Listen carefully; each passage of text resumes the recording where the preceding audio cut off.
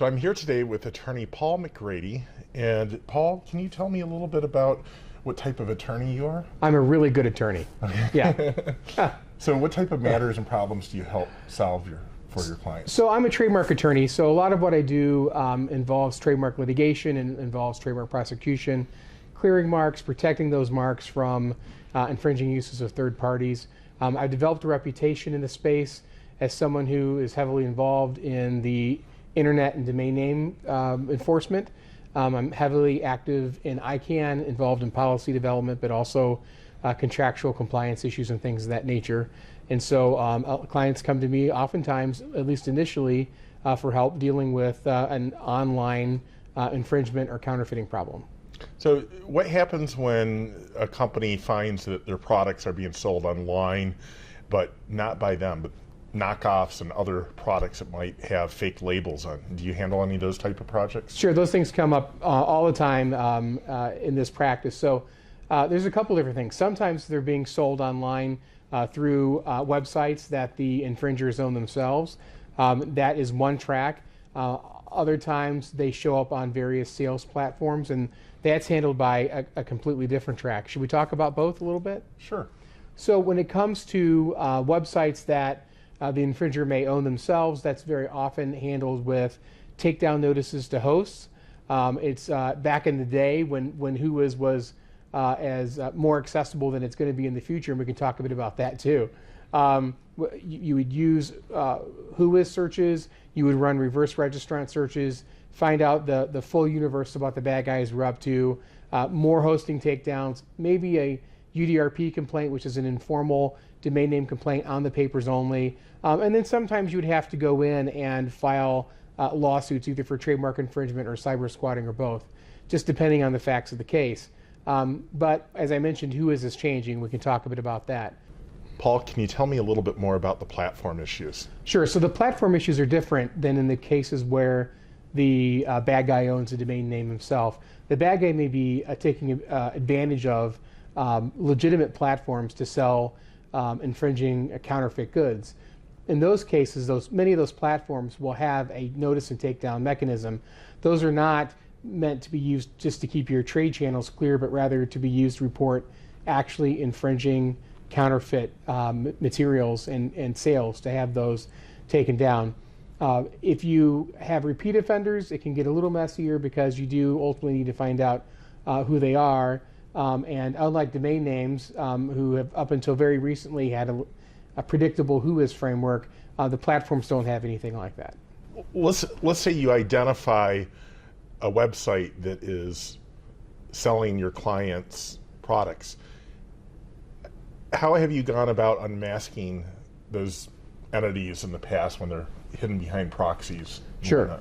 So historically, I've had really great relationships with many of the proxy privacy providers.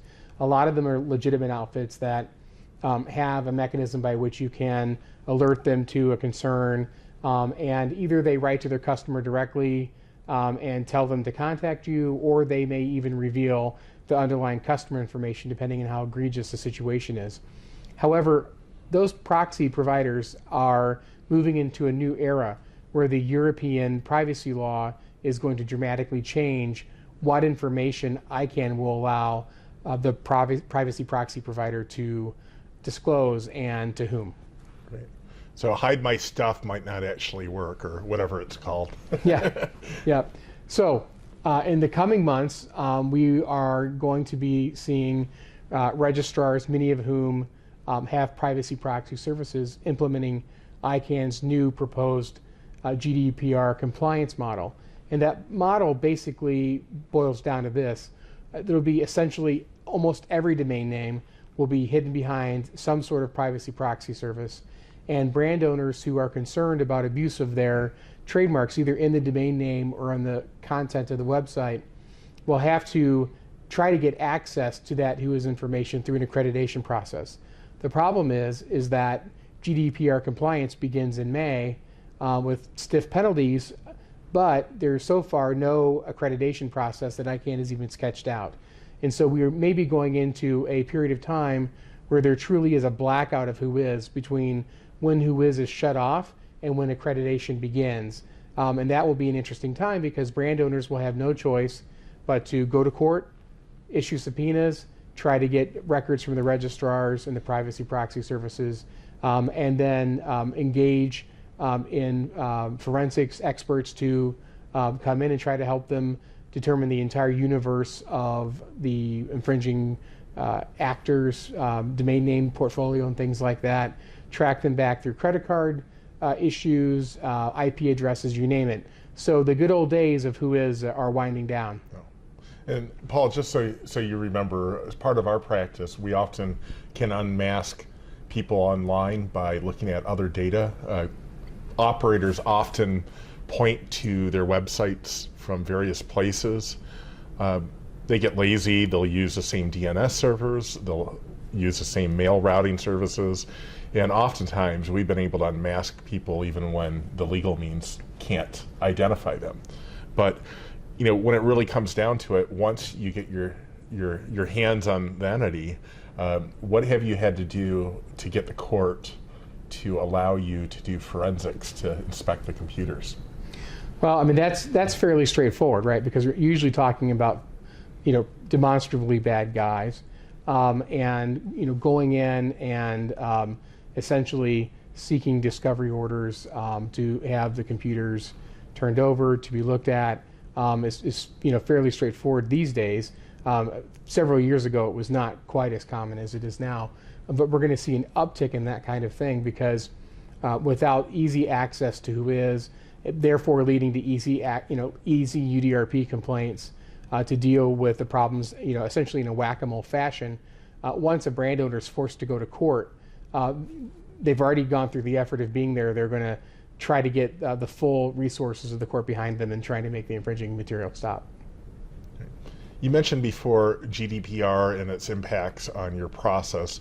Can you tell us a little bit more about how that's going to impact your clients in the coming year as it relates to internet domain disputes? Sure. So back in the day, and I mean last month, it was easy to conduct a Whois search on a domain name, figure out the email address, then do a reverse registrant search on that email address, and essentially take a look at the entire portfolio and understand the universe of problem that you're having with a particular bad guy. And that would also draw out uses by that particular bad guy of third-party marks, which was a bad faith factor for the UDRP complaint that helps you win your UDRP arbitrations.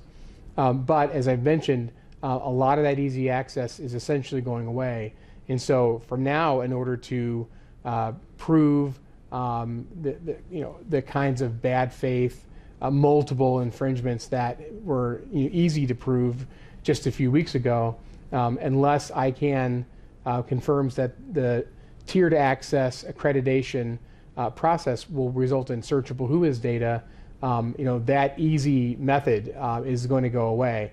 And we're going to have to figure out how to do that by piecing together information, like you mentioned, Lee, that you're able to go in and see where the bad guys are pointing, what DNS records they have. But of course, that's a bit more work than just a simple reverse registrant search. So, what is new maybe became a little commonplace, but now it's back, mostly because of how ICANN is handling the GDPR law. Well, thank you, Paul, for being on the show today. And if you need to reach Paul, his contact information is available on our blog post at leenewbecker.com. Thank you. Thanks, Lee.